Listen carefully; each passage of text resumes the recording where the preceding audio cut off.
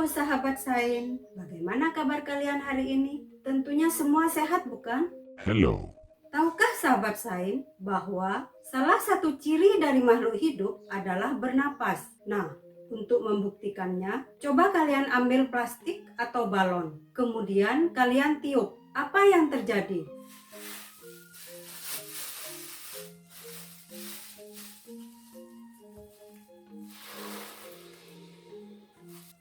Ya, balon akan mengembang. Nah, ketika dilepaskan, balon akan mengempis. Seperti itulah proses bernapas pada manusia. Banyak orang mengira atau berpikir kalau bernapas itu hanya mengambil oksigen dan mengeluarkan karbon dioksida. Bagaimana mekanisme kerjanya? Yuk kita simak video berikut ini. Salam Sains.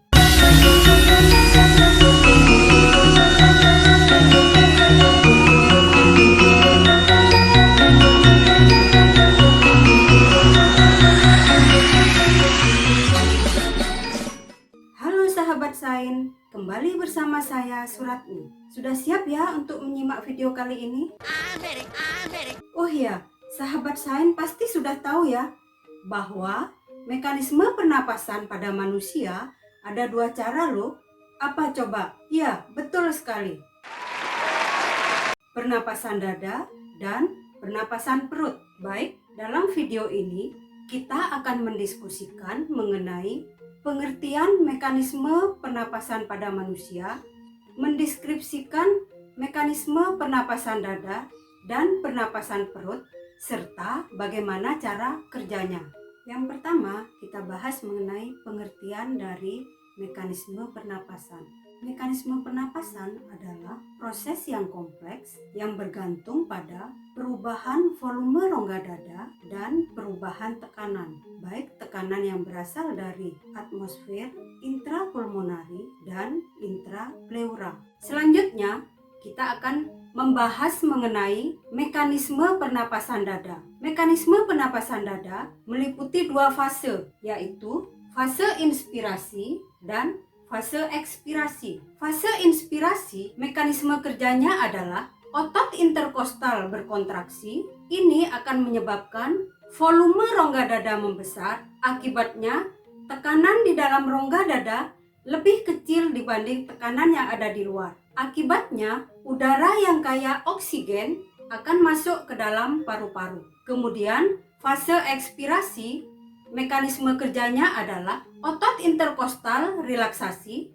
Ini akan menyebabkan volume rongga dada mengecil sehingga tekanan di dalam rongga dada lebih besar dibanding tekanan yang ada di luar. Akibatnya, udara yang kaya CO2 akan keluar dari paru-paru. Nah, untuk lebih memahaminya, alangkah baiknya jika kita praktekkan bersama-sama. Coba semua berdiri. Ingat, pernapasan selalu diawali dengan menghirup udara melewati hidung. Tarik napas sambil mengangkat kedua tangan. Tahan di dada dengan posisi membusung dan perut dikempiskan. Kemudian lepaskan secara perlahan-lahan. Jadi seperti itulah teknik pernapasan dada. Yuk sekarang kita lanjutkan untuk mempelajari mekanisme pernapasan perut. Yuk kita praktekkan bersama-sama. Silahkan kalian duduk bersila. Ambil posisi yang kalian anggap paling rileks. Letakkan tangan kanan di depan perut dan tangan kiri di depan dada. Tarik napas dalam-dalam secara perlahan-lahan sampai ke perut hingga perut mengembang. Kemudian hembuskan secara perlahan-lahan. Kalian pasti akan merasakan sesuatu yang berbeda antara pernapasan dada dan pernapasan perut. Dari apa yang sudah kita pahami, bahkan kita praktekkan bersama-sama, apa ya perbedaan dari mekanisme pernapasan dada dan mekanisme pernapasan perut? Perbedaannya adalah terletak pada otot yang bekerja saat bernapas. Pernapasan dada menggunakan otot interkostal sebagai penggerak utamanya, sedangkan pernapasan perut menggunakan otot diafragma. Jadi itulah perbedaan utamanya. Setelah kita mempelajari mekanisme pernapasan pada manusia, saatnya kita menjawab permasalahan yang sering kita temukan di kehidupan kita sehari-hari. Yang pertama adalah, kenapa orang bernyanyi sering menggunakan pernapasan perut?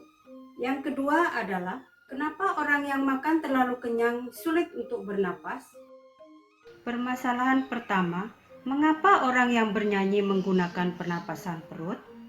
Hal ini disebabkan karena pernapasan perut bisa menghirup udara lebih banyak dan dalam dibandingkan pernapasan dada. Di samping itu, aktivitas menyanyi memang memerlukan nafas yang panjang.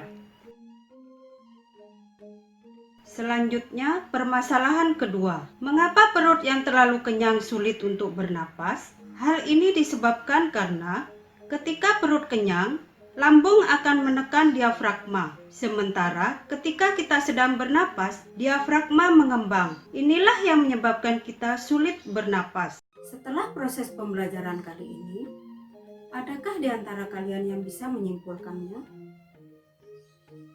Baik, kesimpulannya adalah 1. Mekanisme pernapasan adalah proses yang kompleks yang bergantung pada perubahan volume rongga dada dan perubahan tekanan, baik tekanan dari atmosfer, intrapulmonari, dan intrapleura. Yang kedua yaitu ada 2 cara mekanisme pernapasan.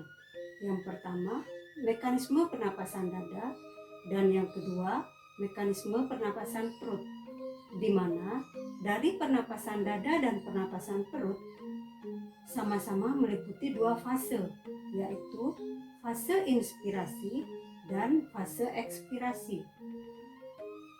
Demikianlah video pembelajaran hari ini. Untuk materi berikutnya, silakan kalian pelajari mengenai faktor-faktor yang mempengaruhi frekuensi pernapasan. Semoga video ini bermanfaat dan terima kasih. Salam Sai. Om Santi Santi Santi